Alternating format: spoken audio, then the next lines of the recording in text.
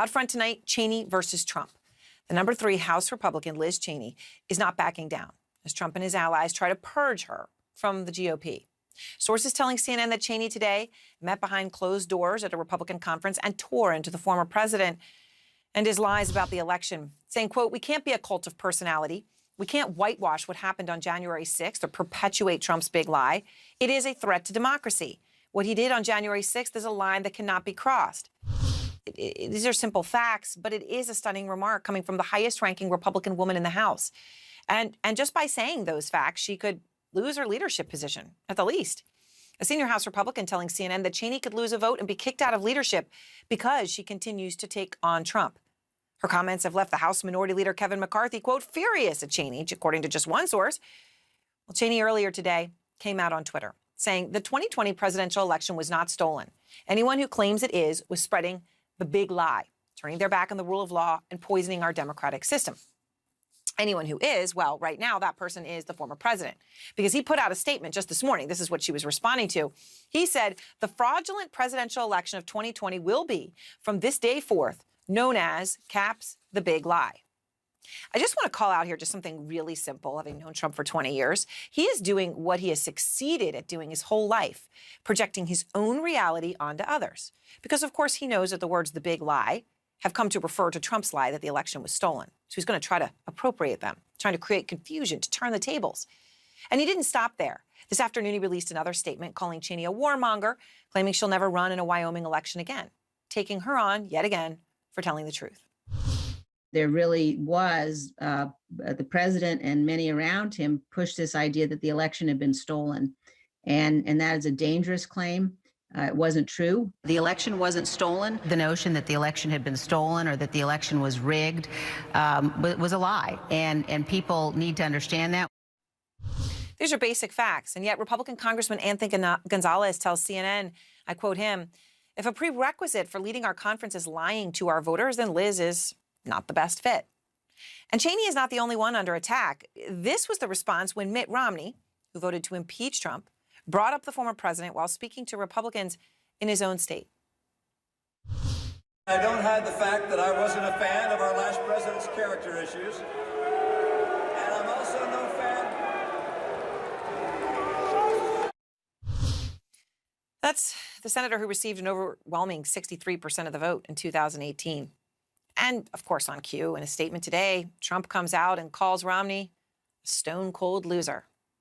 Again, not to get technical, but, of course, the only loser here, technically, was Donald Trump. And yet the Republican Party has chosen which way it will go. I mean, if you just look at the National Republican Congressional Committee, you'll see it. That's the fundraising arm for congressional races, right? So that's mainstream, right? They're funding all the races out there coming into the midterms. They're now taking on the leadership of their own party. Here's the fundraising email. In part, quote, attacks on patriots like President Trump are at an all-time high. Now, just to be very clear, right, the definition of a patriot would be someone who fights to maintain democracy, not to undermine it, which, of course, is what Trump has been doing by perpetuating this lie again and again, whether it was today's statement or this recent rant. This was just the other day, hanging out in the patio at Mar-a-Lago, where he was putting out claims about, well, all kinds of states that he says he won, but he lost, including Arizona. Let's see what they find. I wouldn't be surprised if they found thousands and thousands and thousands of votes. So we're going to watch that very closely. And after that, you'll watch Pennsylvania and you'll watch Georgia and you're going to watch Michigan and Wisconsin and you're watching New Hampshire. They found a lot of votes up in New Hampshire just now. You saw that because this was a rigged election. This is just the other day. Donned his suit, went out and said that, saying the exact same things that he said in November, a full 6 months ago. I mean, you literally could look at that Wednesday and go, oh, was that timestamped November or December? No, it was timestamped last week. So in a moment, I'm going to talk to a Republican Georgian election official who was censured by his own party. That official joins the growing list of Republicans that the GOP is trying to expel from the party. And if you thought after all this you have heard it all, I will present to you this, a quote from a Republican organizer in Michigan who is trying to oust the state's executive director of the GOP because that director said, and I quote, the election wasn't stolen. So that's grounds to get, ejected.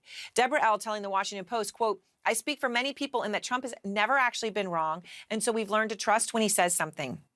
that he's not just going to spew something out there that's wrong and not verified. For real?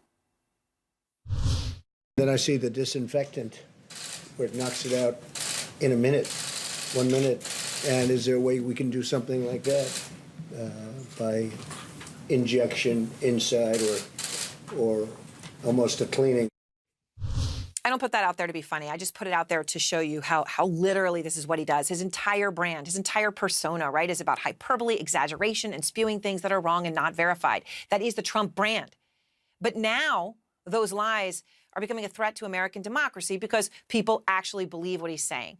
Manu Raju is out front live on Capitol Hill. And Manu, you've been talking to Republicans on the Hill all day as Liz Cheney has been standing up for right against what the president is now continuing to put out there, the lie about the election. Where does Liz Cheney stand right now?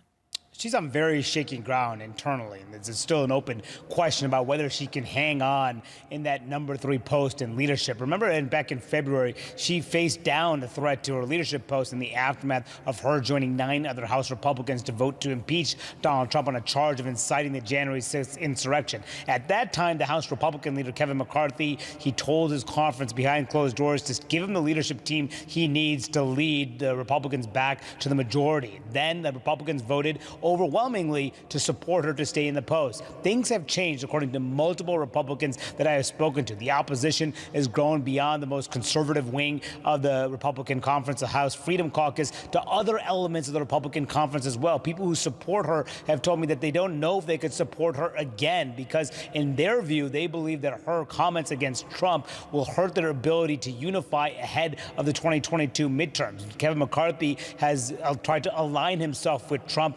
reversing his criticism that he had issued on Donald Trump in the aftermath of January 6th, instead trying to bring Trump into the fold to help Republicans win back the majority. But McCarthy has not said whether or not he will stand behind Cheney. His allies have called for her ouster, and what McCarthy can do is significant because he has the power to call for a snap election that could happen as soon as next week, and it's uncertain ultimately what he will do. So all eyes are on him, but as we're hearing from a number of Republicans, pressure is growing on her and him to make a decision here.